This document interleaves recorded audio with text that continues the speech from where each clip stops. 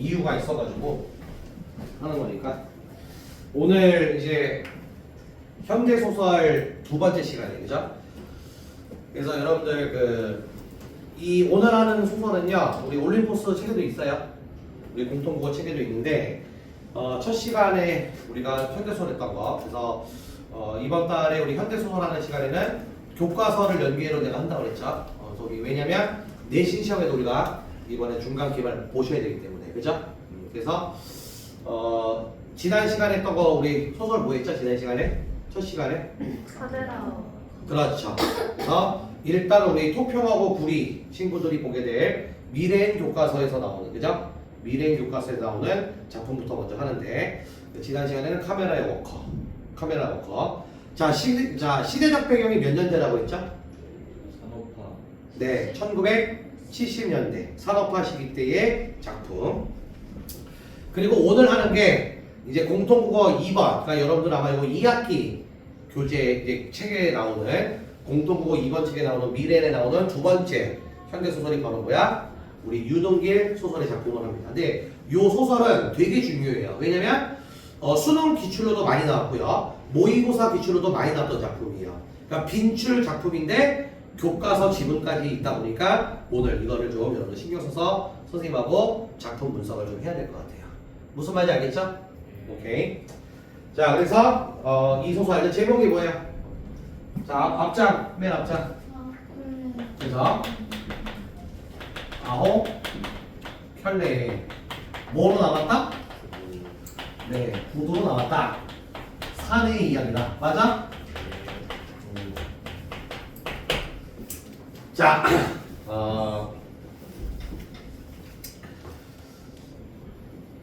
우리 유동길 소설의 작품인데, 참고로 우리 유동길 소설가 되게 유명하신 분이겠죠. 교과서나 수능 시험에도 빈출로 나오셨다고 하는 거 보니까.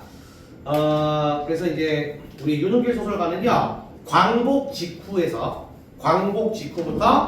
70년대 산업화 시기 때까지 아우르는 이 전 시대를 아우르는 다양한 작품을 쓰신 소설가 중에 한 명입니다. 그죠? 네, 되게 유명한 소설가. 그리고 중학교 우리 과정에서도 여러분들 우리 유동길 소설의 작품이 몇 개 나와요. 선생님 기억나는 소설은 전쟁을 배경으로 한 소설. 6.25 전쟁을 배경으로 한 소설도 많이 창작하셨고, 그래서 어떻게 보면 시대의 어떠한 한국의 어떠한 근대사, 현대사를 아우르는 그러한 아주 명작을 굉장히 많이 창작했던 소설가가 우리 유동길 소설가가 아닐까 생각하고요. 대표적인 소설이 이제 장마라고 하는 소설, 그죠? 또 뭐 아홉 켤레 요것도 있고, 지금 또 생각나는 게 아까 전쟁 소설, 그 군인들의 이야기를 다룬 소설이 있거든. 갑자기 제목이 생각이 안 나네. 그거는 이제 2학년 문학책에 다소 또 유동길 소설의 작품이 좀 실려 있습니다. 그죠? 뭐 여하튼 간에 오늘 하는 이 아홉 켤레 구도로 나온 사례는 우리 미래인 교과서에서 실려 있다. 자, 그런 점에 이제 항상 선생님이 뭐라 했어요? 소설에 있어서는 이제 주제의식부터 잡는 게 굉장히 중요하다고 그랬죠? 맞아, 아니야? 그죠? 소설에 나타나는 주제의식은 해당 소설의 창작 시기와 맞물려서 판단해 주라 그랬죠. 그래서 지난 시간에 또 우리 박완서 소설가의 카메라와 워커는 다시 한번 얘기하면 언제 때를 배경으로 했다 그랬어요? 1970년대 산업화 시기 때를 배경으로 했고, 이 소설 역시 같은 시대예요. 무슨 말인지 알겠어? 그래서 1970년대 산업화 시기 때를 다룬 작품이다 라고 하는 거. 자, 그래서 이 소설은 주제식도 좀 살펴보면요, 1970년대의 어떠한 산업화 시기 때를 배경으로 하고 있다라고 하는 거죠. 자, 선생님이 지난 시간이었죠? 현대소설 여러분들 감상법 소개하면서 기억나니?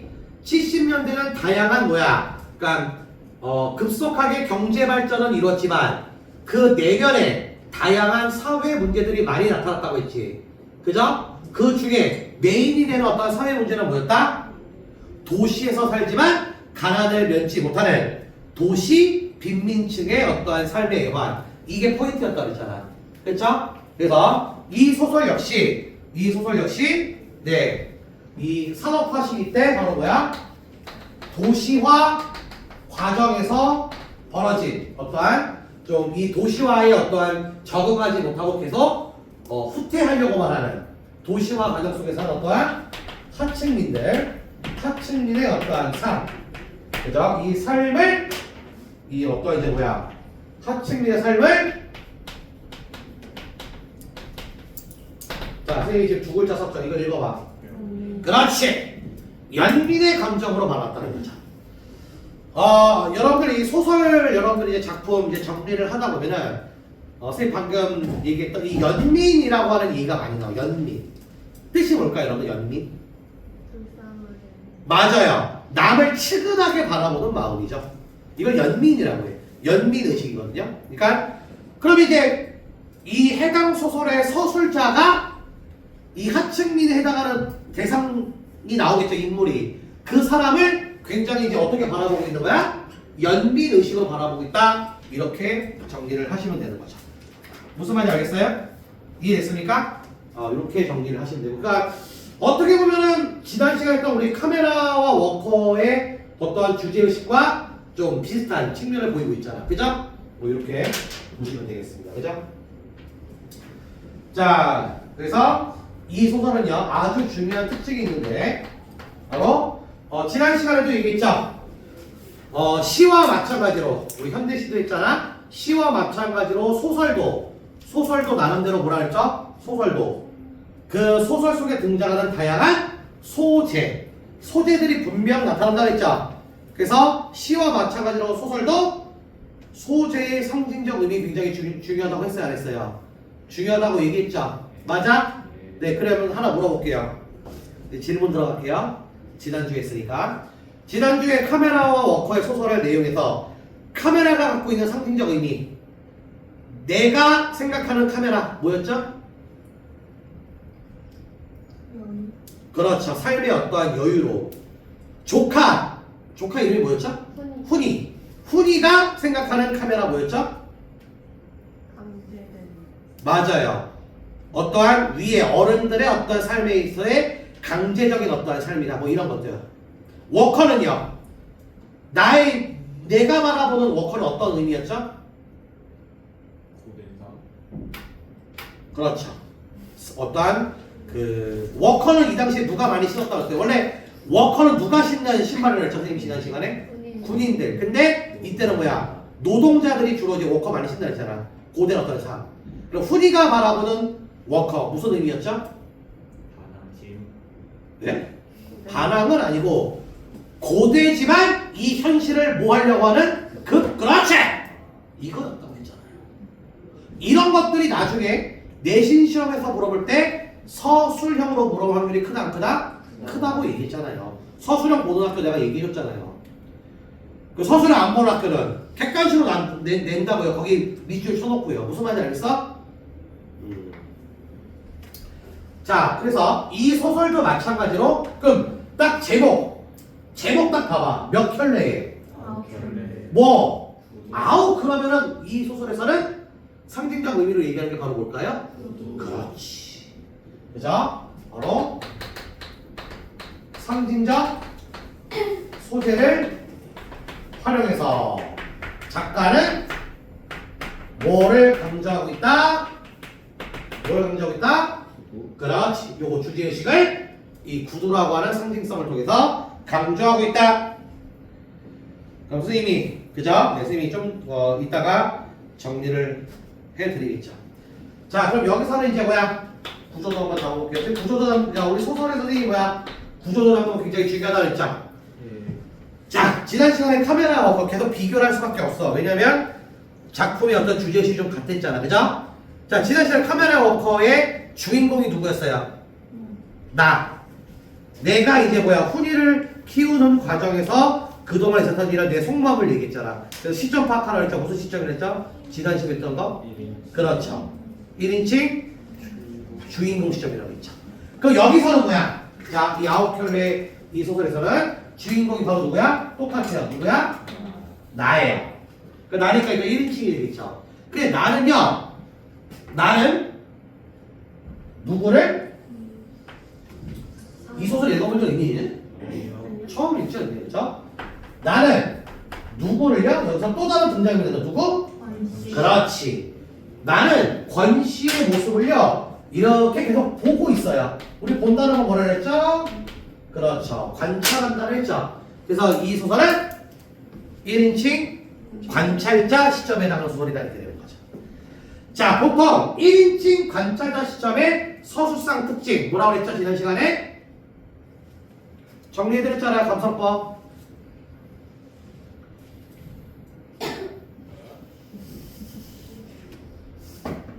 1인칭 주인공 시점의 서술상 특징은 뭐라고 그랬죠? 내가 암기하면 좋다고 그랬잖아. 내신 시험에도 물어본다고.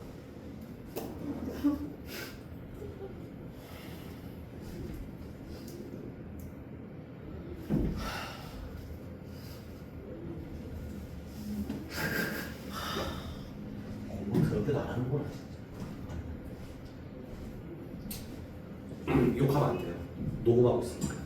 순간 욕 나올 뻔했는데, 그죠? 1인칭 주인공 시점은 주인공이 나의 무슨 심리를 중심으로 서술된다? 내면 심리, 속마음 얘기. 이거 좀 외워보라 그랬잖아. 그리고 관찰자 시점은요.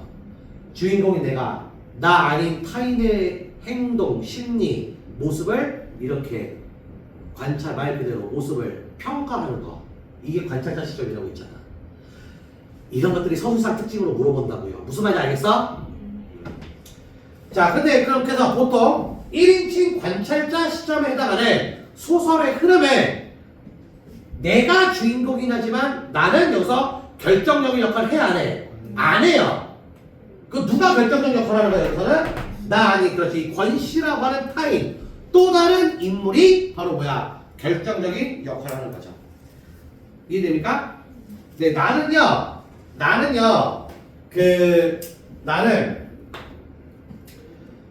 어떻게 보면은 이제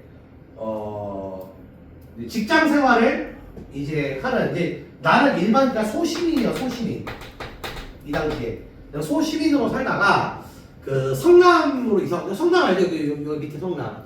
성남으로 이사 오면서 집을 한 칸 마련해요. 집을 이제 하나 삽니다. 그래서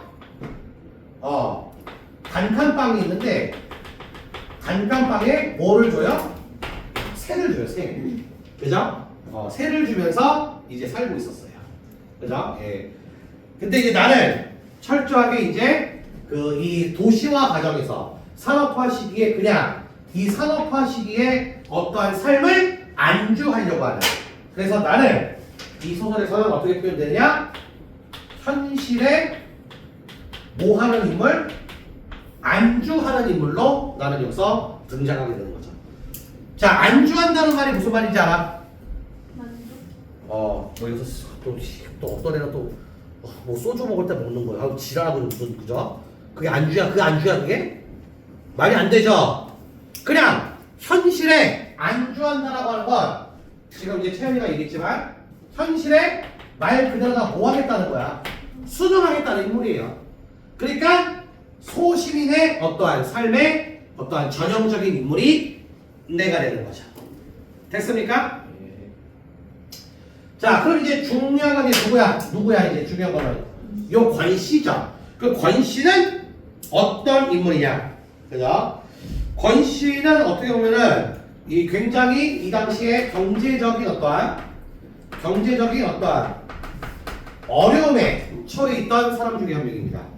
그죠? 그래서 살아남기 위해 생존하기 위해 노력하는, 그죠? 막일도 막 서슴지 않게 하는, 생존하기 위해서 노력하는 막 이러한 그 생존형 인물로 나온다는 거예요. 그러니까 나와는 완전히 어때요? 모습이 완전히 다르죠. 이러니까 갈등 관계가 파악이 돼야 돼, 안 돼야 돼요? 돼야 되겠죠. 내가 얘기했죠. 인물 간의 갈등 관계는 주인공 속마음에서 나타나는 갈등, 내적 갈등도 중요하지만 인물과 인물 사이에 나타나는 뭐? 그렇죠. 외적 갈등 이용 파악하는 것도 굉장히 중요하다고 선생님이 강조를 했습니다. 자, 그래서 권씨는 정리해보면 이 아까 얘기했지만 이 산업화, 그죠? 이 산업화 시기에 살면서 굉장히 빈민으로 예, 전락을 한 그런 인물로 나오는데 원래 권씨는 우리 소설 이 장면에 나타나지 않는데요. 원래 권씨는 엘리트 대학 출신이에요. 그래서 버젓이 직장에도 생활을 합니다. 근데 왜요? 근데 왜? Why? 하루아침에 빈민으로 전락했을까?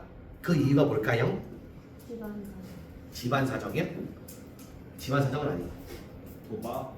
주식.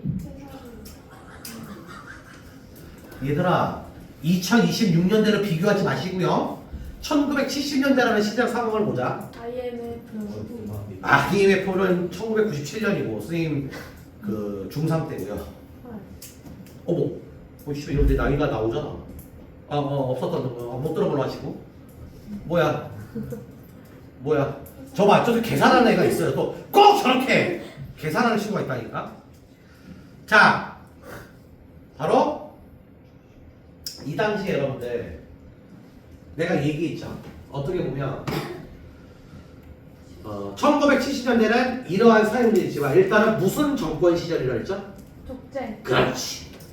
근데 자유와 내가 현대시 시간에 얘기했죠. 우리 김수영 씨 할 때 기억나요? 네. 자유와 민주주의를 위해서 막 투쟁했던 사람들, 이런 사람들을 우리가 이제 지식이나 열사다 우리 이렇게 부르잖아. 네. 근데 이 사람들이 막 그 어떻게 보면 군부, 독재, 시퍼런 어떠한 서술 속에 자유를 보장해달라 이거 하면 어떻게 됐어요? 그 당시에는요. 끌려가요. 어디로 끌고 가요? 네, 어디로 끌고 가요? 수용소. 그렇지. 지금은 이제 우리 여러분 국가정보원이라고 하는 곳 알아요? 대남, 맞아, 국정원이요. 알죠? 대북, 뭐 간첩, 막 이런 거 막 활동하는 데 있잖아. 비밀리에 안보 활동하는 데 이제 우리나라 안보 일을 하는데 그게 전신이 박정희 대통령이 만든 중앙정보부예요. 이게 우리 안보기관에 처음으로 만든 거죠. 박정희 대통령이 취임하고 나서 그때 이 중앙정보부가 이제 뭐 하는 거야? 원래는 그렇죠. 북괴의 어떤 북한의 활동을 감시하는 건 똑같은데 이렇게 즉 박정희 대통령의 정책에 막 이렇게 반대하고 막 이런 사람들이 이제 어떻게 해요? 막 고문하고 이런 곳이기도 하거든요. 거기에 연루가 돼요. 권씨가. 그래서 하루아침에 빈민으로 전락하고 말아버린 거죠. 자, 그래서 이 소설의 제목이 다시 한번 뭐라고 했죠? 아홉 켤레 구두라는 권씨는 지식인 시절에 직장 생활을 떠냈죠. 그때 뭘 신고 다닐까요? 스레파 신고 다녀요? 아니죠. 뭘 신고 다녀요? 구두. 그렇지. 나한테는 근데 지금 생존하기 위해 노력하는 이 빈민으로 전락한 상황에서 구두가 필요 있어 없어? 없어요. 오히려 지난 시간에 또 뭘 신고 다녀고 이래야지 이 사람은. 와. 그러니까 이 사람 집에는 뭐만 남은 거예요. 구두. 근데 몇 켤레래요? 아홉 켤레. 그 이유는 조금 이따 설명해 드릴게요. 그러면 느낌 오니? 문학의 감, feel! 내가 feel 느끼라고 그랬죠? 감. feel! 문학의 감이 좀 있는 학생들이라면 구두에, 이 소설에서 아주 중요한 소재고 구두의 상징적 의미가 조금 기억이 나야 돼, 안 나야 돼? 뭘까요? 구두의 상징 의미 뭘까? 극복. 뭘 극복해요? 실현. 시련을 극복한다? 뭘 것 같아요? 내가 정답은 이미 얘기했어. 이 사람이 권씨가 무슨 생활할 때, 지식인으로서 직장 생활을 할 때 친구들한테 뭐라고? 근데 빈민으로 전락한 내 입장에서 저 구두가 이제 의미 있어 없어? 없어요. 하지만 나한테 이 구두는 뭐와 같은 존재야. 그러니까 나의 뭐야? 결국 지식인으로서 열심히 살았던 나의 자존심이 되는 거죠. 자존심이 되겠죠. 느낌 와요? 이게 내가 말하는 문학의 감이라고 하는 거거든. 그래서 여러분들 요거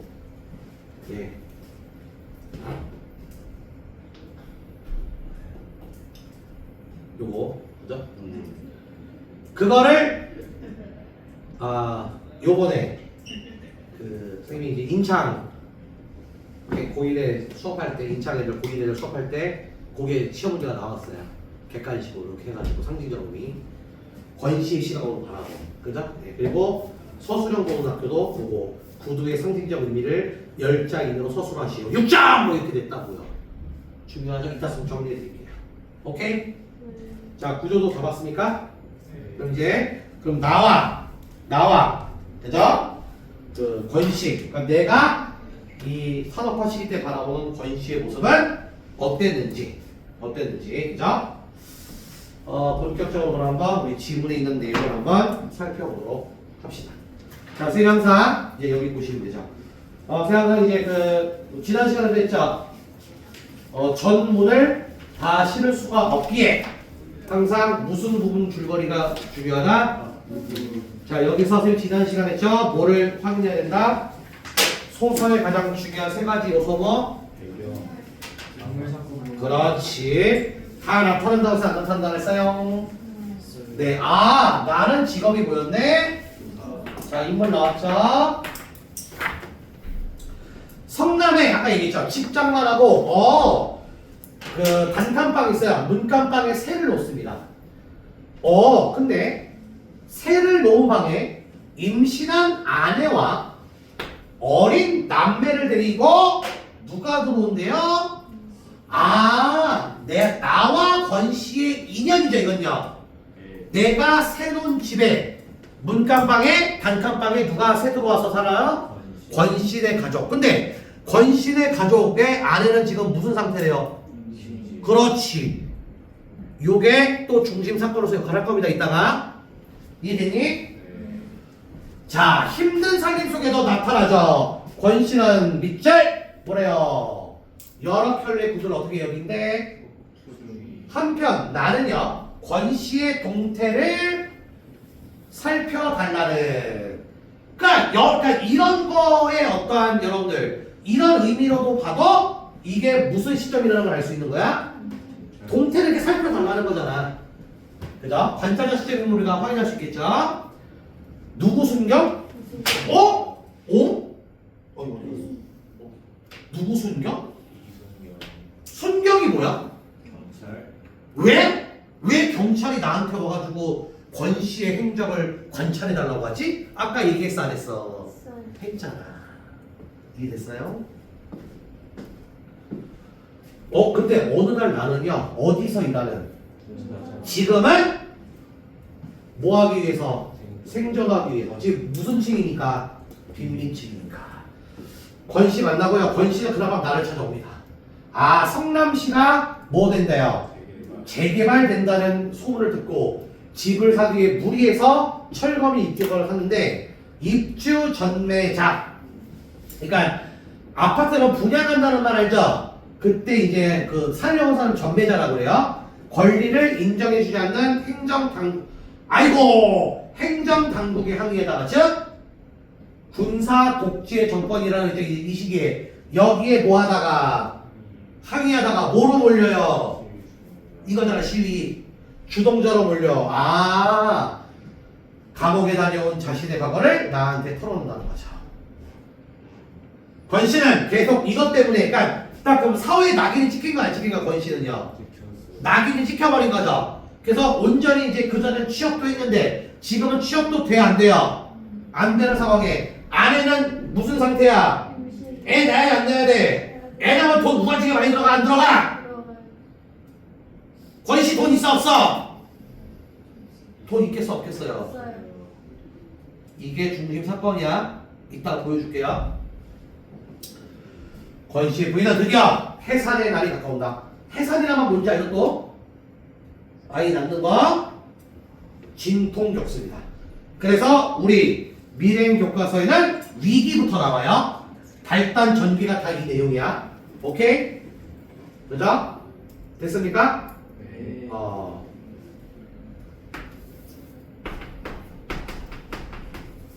사건이고요. 저기죠? 이게 바로 뭐야? 이 당시 뭐가 되는 거야? 배경이 되는 거죠. 됐습니까? 체크해줘야지. 그죠? 인물, 사건 배경에 딱 체크하시면 되겠죠. 됐죠? 자, 그럼 이제 우리 장면 이제 뭐부터 나와야 돼요? 권씨 아내가 이제 누구를 낳아야 돼요? 자기의. 자, 봅시다. 아내는요, 진척부터 해산 준비가 전혀 돼 있지 않음을 더러는 흉보고 더러는 우려였습니다.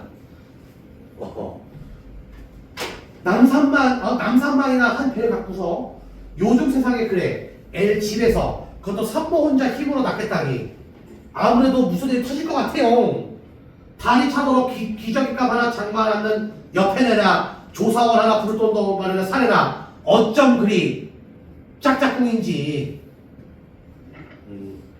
여기서 아내는 누구 아내를 말하는 거죠? 참? 아내가 이런 말을 권씨 아내가 이렇게 얘기했어요? 누구의 아내? 나의 아내겠죠. 헷갈리지 말라고요.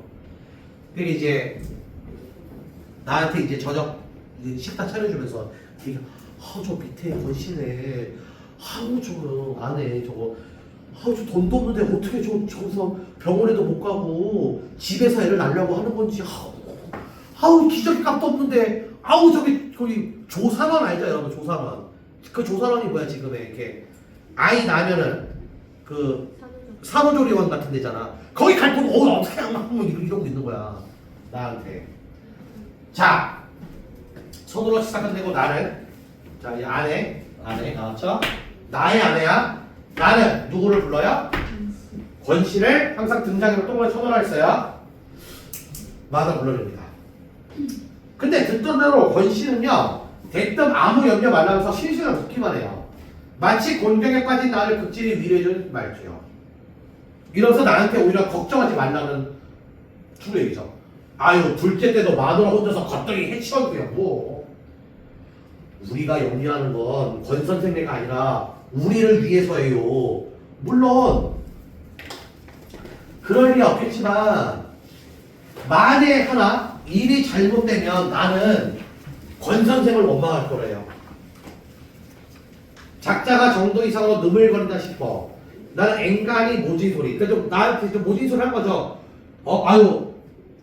당신 마누라 애 낳다 잘못되면 나 당신 원망할 거야?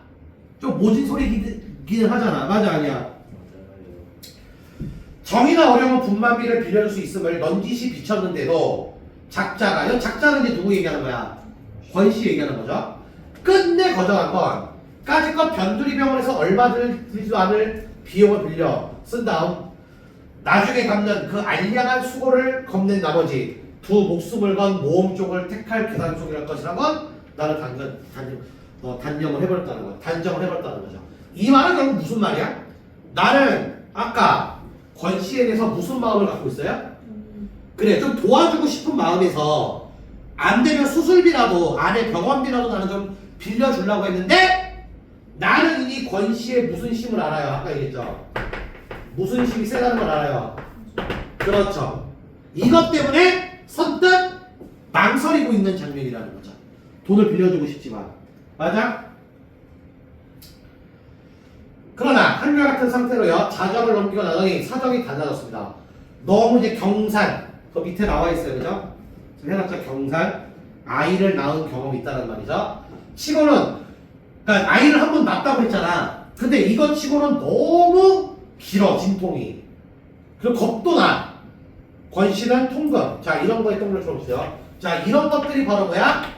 이 당시 뭐를 알 수 있는 시대적 배경을 알 수 있는 뭐의 역할이다? 소지의 역할이고.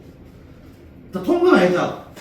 여러분들 부모님 나이 때까지는 아닐 것 같은데 여러분 부모님 나이 때가 좀 어렸을 때겠네요. 70년대 맞죠? 이때는 이제 우리나라가 뭐야? 12시 넘으면은 밖으로 팀 나돌아다니고 안 나돌아다니겨? 못 나돌아다니겨요. 나돌아다니면 바로 경찰이 붙잡아서 다음날 새벽 4시까지 철창에 가둬놔요. 그리고 벌금 내야 돼. 5,000원. 알죠? 지금 5,000원하고 다른 거 알죠? 그때? 졸라 비싸죠? 예? 통금이 그래 해제되기 전 부인을 얻고 비탈길을 내려가느라고 한바탕 북새. 이 북새는 북새통 알죠? 북새통 알죠? 막 정신없이 막 이런 거. 그죠? 이걸 떠났답니다. 북이 부채 옆인 모양으로 건신해가 이제 우리 집 문간방을 파다고 만들어도 한 금씩 더 하는 기본이었고. 그래서 나는 그래도 조금 이제 우리 그거 알아요? 여러분들 저기 엄마들 이제 애 낳으면은 뭐 먹어야 돼요? 왜 미역국 먹어요? 미역에 뭐가 있대요? 그 아이언인가 뭐 인성분 있어가지고 산모의 뭐 뼈 이런 것들을 튼튼하게 해준다는 거 뭐 그런 거 뭐 맞는 얘기인지는 모르겠지만 뭐 이런 거 있어요, 그죠? 그래서 이제 미역국을 먹어야 돼요. 꼭 생일날만 미역국 먹는 게 아니잖아, 그지? 자, 나는 아까 직업이 뭐라고 그랬죠? 내 직업? 네, 오후 수업이 시작된 바로 뒤에 뜻밖의 근데 누가 찾아와요? 때마침 나는 수업이 없어. 교무실에서 잡담이나 하고 있는 중에 곧장 학교 정문으로 나갈 수가 있습니다. 권시가 그런다. 바쁘시대는 참 죄송합니다. 느낌 오죠? 날 왜 찾아왔을까? 잘못했어. 내가 이런 게 문학적 가비로 했죠. 날 왜 찾아왔을까? 아내가 잘못된 애가 아니, 에이, 돈 빌려달라고. 그렇죠, 에이. 뭘 안에 잘못되거나 지금 애 낳고 지금 정신 없는데 지금 경제적으로 지금 어려움이 있으니까. 그래, 최대 얘기 잘했네요. 이 감이라는 거야. 찾아온 이유를 생각해보라고. 권씨가 냈어 묻는 낫이지만 나는 그 수줍음이 세 번째 아이의 아버지가 된 데서 오는 것일 거라고 좋은 쪽으로만은 어떻게 된대요? 해석함으로써 이런 얘기 한 이유 알겠죠? 연락받은 순간 불길한 얘가 잘 됐습니까? 뒤늦게나마 오 선생 말씀대로 했기 망정이지. 오 선생은 또 누구 얘기하는 거야? 나야, 나, 그죠? 집에 번쩍다가 큰일 날 뻔했습니다. 아유. 권 씨는 수줍게 웃으며 길바닥 위에다 발뿌리로 뜬 모를 것인지 여러분 이거 있지 이게 뭐 이런 거 있지 이런 행동하는 거야. 무슨 말인지 알겠어? 먼지가 풀풀이는 언덕길을 터벌터벌 올라왔을 터인데 그게 뭐 이제 나왔어. 예? 구두는 놀랄 만큼 어떻게 됐대요? 반짝거렸답니다. 아니 경제적인 어려움으로 지금 아내가 지금 애 낳고 정신이 없는데 그 와중에 구두만큼은 뭐? 구두만큼은 깨끗했다. 이게 저기 올해 그러니까 작년에 우리 인천에서 냈던 시험 문제였다는 거죠. 이거의 이유 뭐야? 그렇지. 그러니까 이거 어떻게 포장할 거야? 그러니까 시험 문제 딱 이제 답을 우리가 확인할 때 모빌리라서 아까 채연이 얘기했잖아. 모빌리라서 돈을 빌리면서도 뭐든 지킨다. 그죠? 자존심을 지키기 위한 권시의 행동이요. 별표 쳐놓아요. 이거 시험 문제 나왔어요. 그럼 이번에 우리 시험에 나올까 안 나올까요? 나올까 안 나올까? 안 나올 수도 있고 뭐 어떻게 하겠어. 그죠? 예상해보는 거죠. 그리고 이제 얘기합니다. 자, 니네가 얘기해봐. 뭐래요, 권씨가? 뭐 70년대에 10만 원이면 얼마 정도 될까요? 지금의 10만 원? 물론 너희들한테는 큰 돈이죠. 아니요? 유빈아, 너 만약에 지금 10만 원 주면은 뭐 할 거야? 아니 꼭 써야만 된다 그러면 너는 써야만 된다면 뭐 할 거야? 채연아는? 맛있는 거. 그렇지, 뭐 사 먹고 그러는데 요새는 뭐 여러분들도 한 이틀이면 다 써 없어지잖아. 네. 그래서 뭐 우리 여학생들은 뭐 이쁜 옷 같은 거 사고 근데 남자애들은 뭐 할 거냐? 10만 원 있으면? 저 입장도 안 되는 무슨 씨. 너는? 예? 너는요? 모르겠어. 아 너한테 딱 10만 원 있다 너 뭐 할 거냐고 써야 된다고 그러요. 아무것도 안 해도 써지는. 이틀이면 없어지지 않을까? 일단 1970년대에 10만 원이면 어느 정도 될까요? 네. 그렇죠. 100만 원 이상 돼요. 여담 하나 얘기하면 선생님이 이제 어머니가 날 낳았을 거 아니에요. 아 그랬을 거 아니야. 나 다리미 주워왔겠니? 근데 저는 혼날 들었어요 엄마한테. 우리 엄마가 나를 그래서 이 얘기는 이게 지금 인강 중에 해도 되나? 상관없겠지. 뭐 상관없겠지, 그치? 우리 엄마가 나를 낳아서 나 한참 뒤에 들었어요. 제왕절개를 때 우리 엄마가. 그러니까 보통 몇 달에 나와요? 엄마 임신하고 몇 달 만에 나오니? 10달 만에 나오는데 안 나오더래 내가 그렇게. 그 이미 막 배가 우리 배 너무 차가지고. 참고로 우리 어머니는 되게 왜소하세요. 나랑 반대예요. 안 나와. 그냥 막 진통이 시작돼서 병원을 갔는데 내가 하도 거기서 커가지고요. 우리 어머니 골반 있잖아. 골반에 내 머리가 딱 걸렸대요. 뭐 진짜 대두도 아니고. 이러면 알죠? 이런 경우 니가 뭔 줄 알지? 그리고 참고로 아이 나올 때 이렇게 턴해가지고 이렇게 나오는 거 알죠?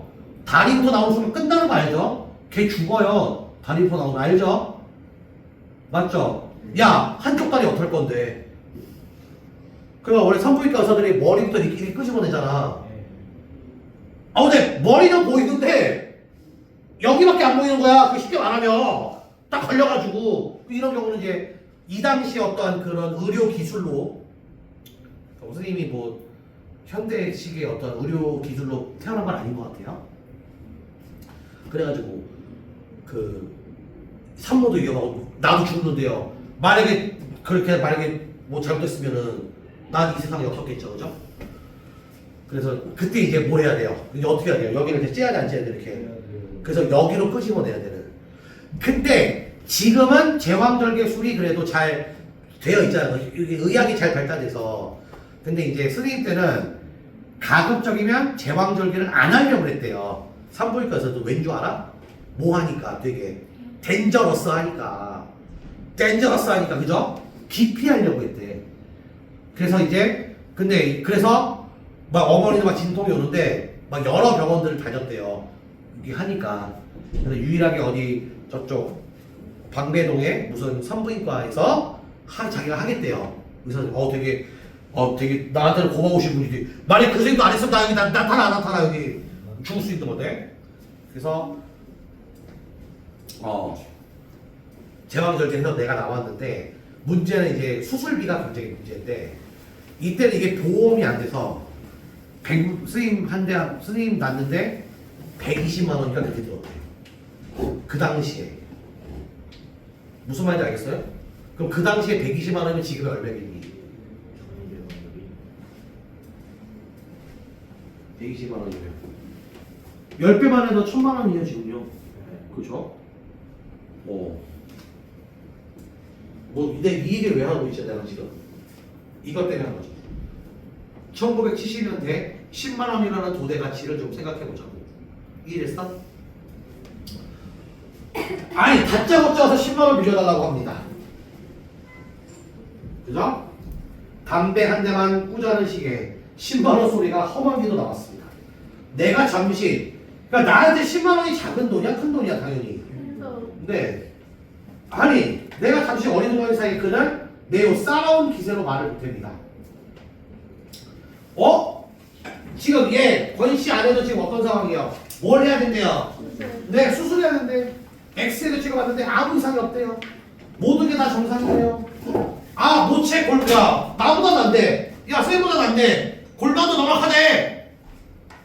조기파수도 아니고 전치태관도 아니냐. 이거는 밑에 어기 보세요. 쌍둥이도 아닌데 이렇게 정상적인데도 24시간이 넘도록 배가 위에 달라붙는 경우는 아까 태아가 나오려면 한 바퀴 돈다 해서 안 되는 머리로 그게 돌다가 어이구 이런 경우도 있네. 돌다가 지 탯줄에 지 목에 어떤 경우가 이게 우와 이런 경우도 있네. 나 처음 보네 이거. 제기란 탯줄을 목에 감았다. 야 너 이거 죽을 수 있어 없어? 내가 어색하게 들린 건 그가 뭐라고 했을 때 제기란이라고 씹어뱉은 그 대목이래요.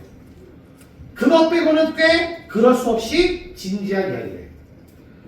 그가 처음으로 점잖지 못한 말을 썼기 때문에 내 귀에는 더욱더 진지하게 들렸을 거래. 평소 때는 권씨가 이제 자존심이 세니까 욕도 안 했다는 거잖아.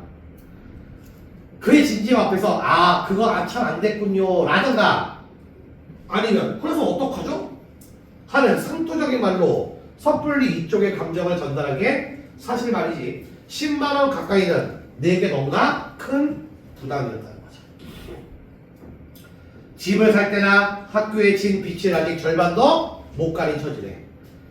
자 정산분만비가 2만원 정도로 보겠지만 10만원 가까이 빚진다는 것도 무리도 이만저만 아니었다는 거죠. 그뿐만 아니라 집안에서 경제권을 장악하고 있는 아내의 양해도 없이 멋대로 그런 큰 일을 저지르니까 나는 꽤 자유롭게 나는 그럼 나도 아내한테 잡혀 살아 안 잡혀 살아? 잡혀 살려. 빌려만 주신다면 무슨 짓에도 갚겠다. 이런 엄숙한 표정도 하고 하마터면 나를 잊을 뻔했다. 그가 적시에 뭐 밑에 가까운 시기라는 거야. 일깨워 주기 망정이지. 안 그랬다면 빌려주는 어려움은 골돌아 나머지 빌려줬다 나중에 돌려받은 어려움이 더 클 거라는 사실을 생각도 못하고. 왜? 내가 섣불리 빌려주다가 지금 권씨는 뭐에 빠져있는가 지금요? 경제적인 어려움에 빠져있는데 쉽사리 내가 돌려받을 수 있을 것 같아 없을 것 같아? 그런 거에 어떤 걱정이죠. 그죠? 그래서 이제 여기 이런 말이 나와요. 병원 이름이 뭐죠? 원산부인과입니다.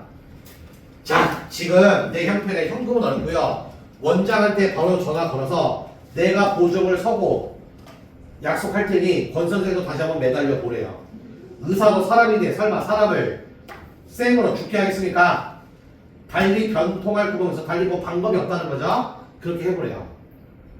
내 대답이 지나치게 더디게 나올 때 이미 눈치를 권씨가 챈 모양이네요. 도전적이었던 그의 기색이 슬그머니 죽으며 그의 착한 눈에 다시 수줍음이 돋았어요. 그 좌우로 흔들어봐. 원장이 어리석은 사람이길 바라고 거기다 희망을 건 게 너무 늦었다 이런 거죠. 그 사람은 나한테서 수술 비용을 받아 내가 수월치 않다는 걸 입원시킨 그 순간 벌써 알아차렸대요. 결국 나는 뭐야? 그렇게 얘기하고 권씨는 결국 뭐야? 바쁘실 텐데 신뢰가 많았다는 거죠. 자, 결국 나는 뭐야? 여기 중요하죠? 권씨의 부탁을 나는 어떻게 받아들여요? 거절해요? 나는 거절한 거죠. 이해됐습니까? 됐죠?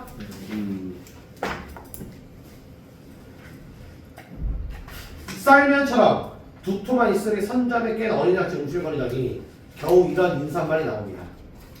이를테면 오선생이 너무하다든가 잘 먹고 잘 산다든가 하는 말이 나와야 내 이마에 탁 눌러온 순간 대기하고 있을지 모르겠는데, 그래서 그가 갑자기 돌아서면서 나를 똑바로 올려봤을 때 그처럼 훔칫 놀랐다. 그리고 권씨가 나한테 이런 말을 내뱉죠. 읽어봐. 왜 이렇게 말하는지 알겠죠? 뭐가 강한 인물이야? 그렇지. 이런 데서 여러분들은 등장인물의, 특히 현대소설에서 서로 강조했던 거 있죠? 등장인물의 뭐 파악하는 거? 성격 파악하는 게 중요하다고. 이렇게 대사를 통해서 인물의 성격을 제시하는 걸 간접 제시다 이렇게 부르고요.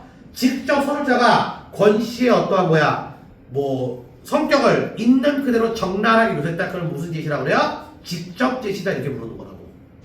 이런 걸 통해 이런 걸 여러분들이 확인해야지 외적 갈등 유형 중에 인물과 인물과의 어떠한 갈등관계 파악하는데 굉장히 용이하다, 불리하다, 용이하다는 거죠. 됐습니까? 자, 결국 권씨는 우리 학교 앞에 와서 이렇게만 얘기하고 갑니다. 나는 뛰어가서 그를 부르고 싶은 충동을 느꼈어. 왜? 나한테는 조금의 연민의 정이 있기 때문에. 그치? 돌팔매질을 하다 말고 뒤집혀진 3륜차로 달려들여. 참고로 이런 것도 3륜차도 시대작별을 알 수 있는 거죠. 3륜차 말 그대로 바퀴가 몇 개야? 이건 차가 3개야. 앞에 하나밖에 없어요. 뒤에 2개 있고. 나중에 인터넷 검색해봐 3륜차. 되게 웃기게 생겼어요. 자, 이런 당시 권씨처럼 이건 완전히 나체구나 하는 느낌 팍 들었어요. 그래서 내가 그에게 앞말에 빚을 지고 있음을 팍 깨달았고, 그 다음 장면 볼게요. 그 다음 장면. 자, 원선부께서는 만만의 수술 준비를 갖추고 보증금이 도착되기만 되어 있습니다. 그죠? 학교에서 우격다짐으로 후련한 가문에다 가까운 동료의 주머니를 닥치는 더 털어. 나는 나름대로 들어가서 다시 뭘 만들어요? 돈을 만들어요. 그럼 그걸 건드냐? 금태 마비 치안경 쓴 원장이 바로 마치사를 보도록. 그렇지. 이 산부인과에서도 좀 너무했다, 그죠? 뻔히 좀 경제적 사정이 안 좋으면 일단 진짜 애부터는 좀 어떻게 좀 조치를 해야지. 그거 씨가 돈 가져다지 저절로 지금 기다리고 있었다는 거 아니야 이거. 좀 야박하지 않냐? 그렇지? 그래요. 난 그렇게 생각해요. 원장은 내가 건시하고 아무리 일하고 싶지만 도무지 일어날 수가 없어요. 만약 강도가 내 목통이라고 치게 된다면 그것은 고의해서가 아니라 지나친 떨림으로 인한 우발적 상이 있을 것이네. 잠깐만. 그죠?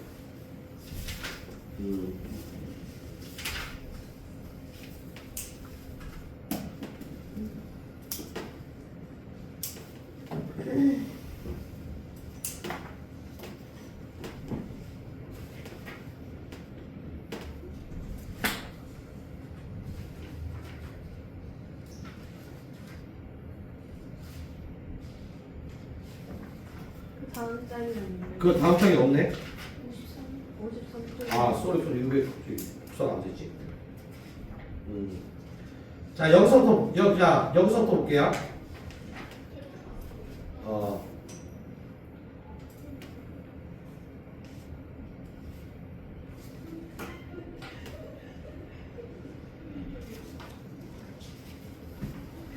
여기서 이제 뭐냐면 잘렸네. 그 다음 장이 있어요. 다음 장이 있어요? 넘겨보시면. 다음 장이 있어요? 네.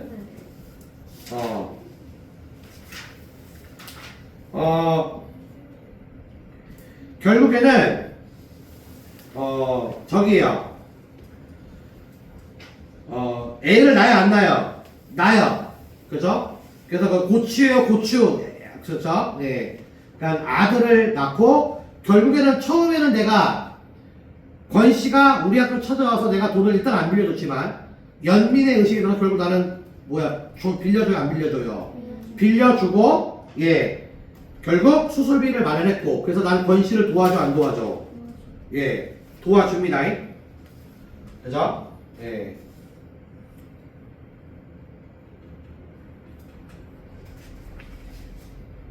여기 그 다음 장에 고추. 자, 여기까지는 이제 우리가 크게 이제 갈등한 게 없는데, 이게 54쪽인가? 자, 여기 보세요. 여기서부터가 이제 시험 장면인데, 저기 책으로 봐봐. 그래서 그 교재. 우리 집에 강도가 든 것은 공교롭게도 언제래? 그날 밤이래요. 뭐 찾았어요?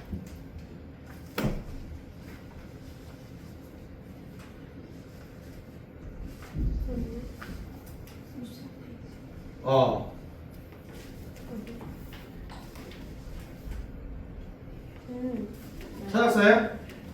네. 자, 거기서부터 좀 볼게요. 거기 좀 장면 보세요. 여기 지금 PPT는 없으니까. 자, 그날 밤에 난생 처음 당해보는 강도래요. 자, 여기서 여러분들이 강도가 누구인지를 확인하셔야죠. 강도가 누구야? 그렇지. 근데 갑자기 왜 강도 짓을 할까? 권씨는 내가 수술비를 내준 걸 알아, 몰라? 모르죠. 몰라요. 네, 그게 포인트야. 그 다음에 빨리 근데 수술비를 마련해 줘야 돼, 안 줘야 돼? 지금 권씨 입장에서는. 그래서 권씨는 무슨 행각을 벌여? 우리 집을 털려고 하는 행각을 벌이는 거죠. 무슨 말인지 알겠어? 그러니까 여기가 이제 시험 장면이 되는 거야. 여러분들 저기를 보세요. 그 프린트를 보세요. 난생 처음 보는 강도래요. 당해보는 강도래. 나는 빨간 꼬마 정보 불빛에 복면 사내를 봤고요. 그리고 똑바로 내 멱. 이 멱은 이제 여길 말해. 여기를 딱 겨눠요. 식칼로요. 근데 술 냄새가 풍긴대요. 그러니까 술 기운에 딱 그러니까 초보임을 알 수 있는 거죠. 일어나! 얼른 일어나라니까! 나 왜 더 깨우고 싶지 않은지 강도의 목소리로 무척 낮고 조심스러웠답니다. 멱을 겨눈 식칼이 덜덜덜 위아래로 춤을 추고요. 만약 강도가 내 목통이를 찌르되면 나는 상해를 당하는데 근데 여기 비춰보세요. 무척 뭐 하는 강도래? 모자라는 강도래요. 강도에 대해서 내가 이런 판단이 들었어 안 들었어요? 들었죠? 뭔가 어설픈 거야. 아, 밑줄! 나는 복면 위의 눈을 보는 순간 상대가 그 방면의 전문가가 못됨을 금방 알아챘다. 얘도 초범이라는 거죠. 술로 간을 피우지 않고서는 남의 집 담을 못 넘을 정도라면 강력 범행을 도모하는 사람으로서 처음부터 뭐야? 미역국. 그래서 미역국이라는 건 어떤 의미야? 자격? 미달이라는 거죠. 됐습니까?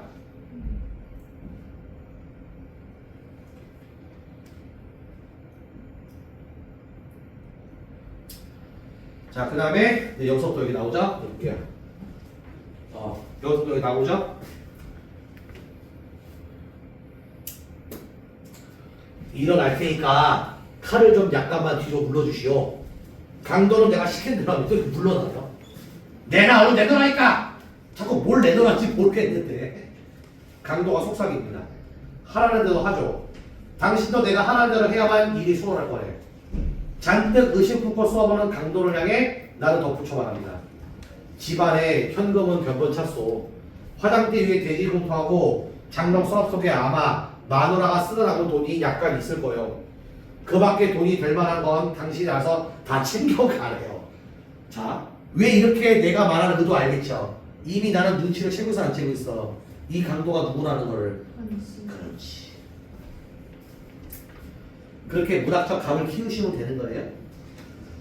강도가 더 의심을 두고 경거히 움직이지 않으라 하였으므로 나는 시험 삼아 조금 그냥 모두 부려봤어. 강도한테 뭐 칼로 찌르면 어떡하려고? 신경 들려버려. 아니 마누라께서 한바탕 소동을 벌면 시원하겠어? 난치 이제 나를 믿고 일러주는 일 하라는 게 당신한테 이럴 거요. 내가 시켜도 돈 줄 테니까 가져가라고 나는 막 부추기고 있는 거야. 나는 반대로 지금요.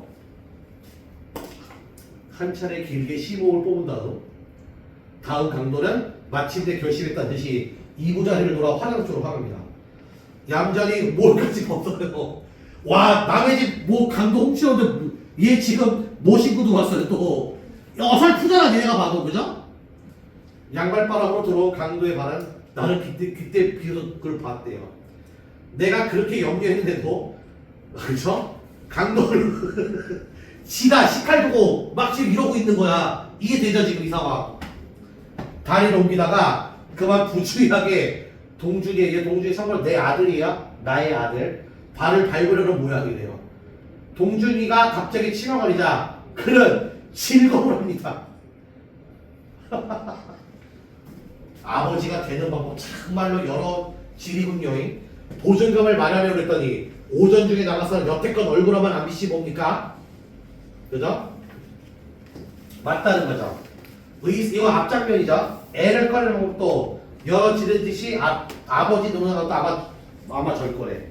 이게 이 장면들이 아까 이제 순서가 바뀌었는데 요게 이제 저기 뭐야 광도 행각 버리기 이제 전에 그런 내용이었죠.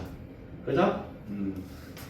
자 다시 이제 이 원래대로 볼게요. 이제 마지막 장면이야. 내가 그래요.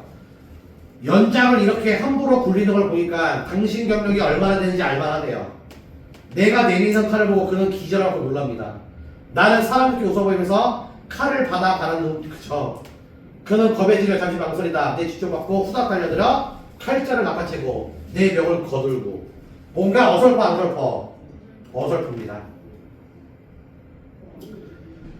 자 이런 것들도 이제 권씨가 눈치를 챈 거죠. 그래서 권씨가 이런 얘기요. 보들보들 하나 제대로 주시 이죽거린다는 건 뭐냐면 막 이렇게 뭔가 뭐 눈에 힘을 줘. 막 이죽 뭐 이런 의미야. 그래서 경험 많은 친구들은 우리 집을 거들떠 그냥 간대요. 난 이렇게 얘기하고 있죠. 그랬지 또 이제 뭐래요 권씨는. 야 누가 뭐 들어오고 싶어 들어왔나? 피치보다 사역 때문에 어쩔 수 없이 이렇게 얘기한 거죠. 나는 이때 강도를 안심시켜 편안한 마음으로 돌아가게 만들 절호의 길입니다. 그 피치 못할 사냥이 이래요. 가령 식구 중에 누가 몹시 아프다든가 일부러 나한테 떠보는 거죠. 맞아? 네. 그 순간 강도의 눈이 의심의 빛으로 가득 차고 분개한 나머지 이가 딱딱 맞으도록 떨면서 다시 우리 집 밖으로 나갑니다. 내 옆을 지나쳐갈 때 그 이모사는 옆길 밖으로 술 냄새가 막 난다고요.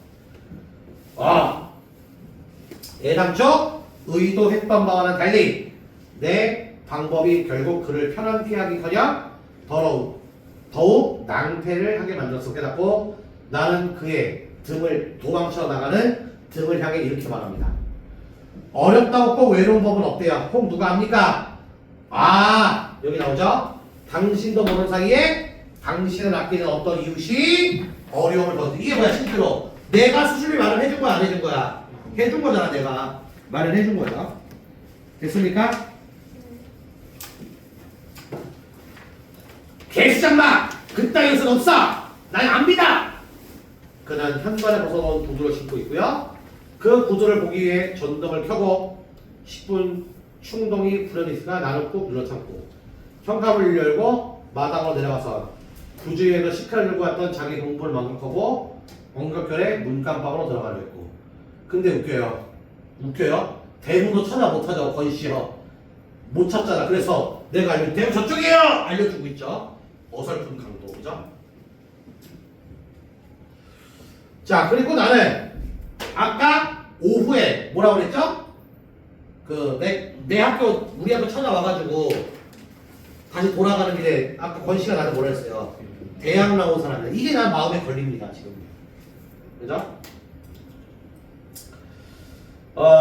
나는 근데 대문도 안 잠갔고요. 혹시나 들어올 수도 있으니까.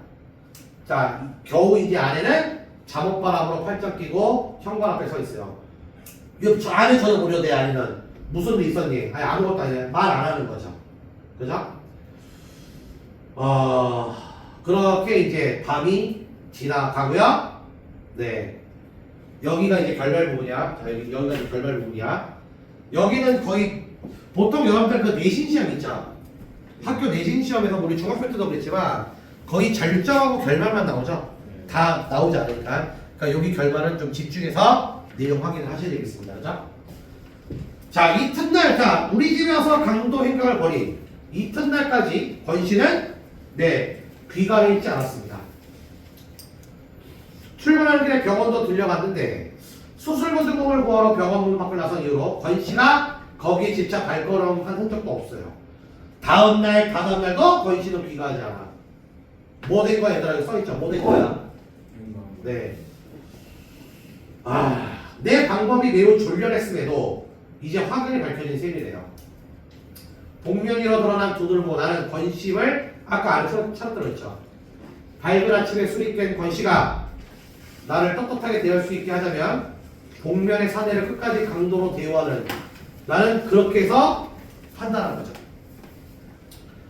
그래서 아무 일도 없었던 듯이 병원에 찾아가 죽지 않을 아내와 새로 오던 세 번째를 만날 수 있기를 기대했던 뭐 이런 것들을 내가 생각을 했었는데 갑자기 이제 권씨가 잠적을 해버린 거죠. 네. 어떤 근거인지 몰라도 구두의 손질 정도에 따라 그의 운명을 예측해 볼 수 있지 않을까.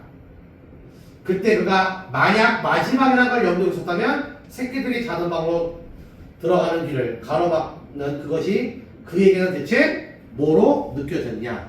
뭐 이런 것들은 이제 계속 내가 권씨에 대한 어떠한 연민의 정이 계속 들 수밖에 없는 후회하는 거죠. 나는 지금요. 그쵸? 내가 후회하고 있는 거야 지금.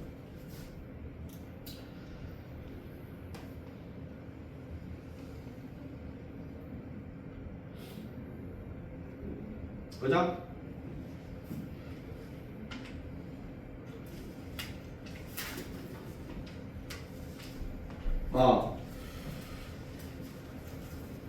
여기 마지막 장면 여기 보도록 할게요. 여기요. 이제 결말의 마지막 장면 여기. 아내가 병원을 다녀가는 편에 아이들 죄다 딸려보낸 다음 문간방을 사서 뒤지고요.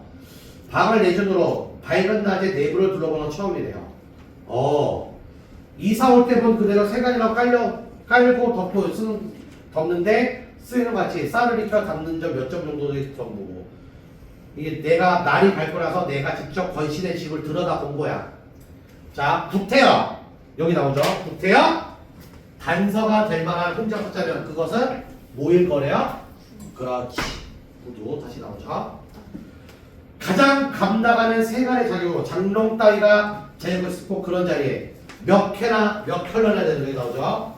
9켤레나 되는 구두들이 사열받는 여러분들 그 TV 같은 거 군인들 쫙 일렬로 딱 서 있는 거 알죠? 그거 말하는 거야. 병정들 모양으로 가지런히 놓아 있는데, 자 정갈하게 딱 낀 건 몇 켤레? 9켤레 중에 6켤레.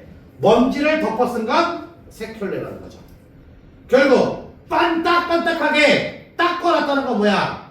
권씨는 그 구두를 닦으면서 끝까지 자신의 뭐를 지키려고 했던 거예요? 그렇지, 자존심을 지키려고 했던 거. 여기서 확인하시면 되는 거죠. 자, 잘 닦인 7개 중에 비어있는 하나를 생각해서 나는 그 한 켤레의 그 구두가 그렇게 쉽사리는 돌아오지 않은, 그죠? 않으리라는 걸 알까따라 깨달은 거야. 권씨의 성격상 자존심이 센 사람이니까 나한테 결국 돌아올 거야, 돌아오지 않을 거야? 돌아오지 않을 것이라는 걸 이렇게 깨달았다는 거죠. 권씨의 행방불명을 알리지 않으면 안 돼. 그래서 내 쪽에서 먼저 전화를 걸기는 처음이자 마지막이야. 그죠? 나는 되도록 침착해지려 노력하면서 내게 이웃을 사랑하게 될 거라고 누차 장담하고 있는 이순경을 경찰에 이제 신고를 해야 되겠죠. 그죠? 무슨 말인지 알겠어요? 네. 자, 그러면 여기다가 정리해볼까요? 이 소설에서 나타나는 구두의 상징적 의미 마지막으로 정리해드릴게요. 자, 일단은 아까 얘기했죠. 뭐야? 네? 첫 번째, 권씨가 평소에 아껴 안 아껴? 아꼈던 물품이죠. 그죠? 그리고 뭐야? 자존심의 상징물이다. 그죠?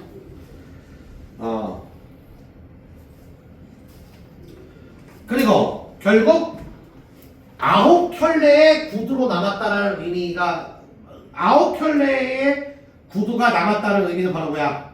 권씨가 결국 자존심에 뭐를 입고요?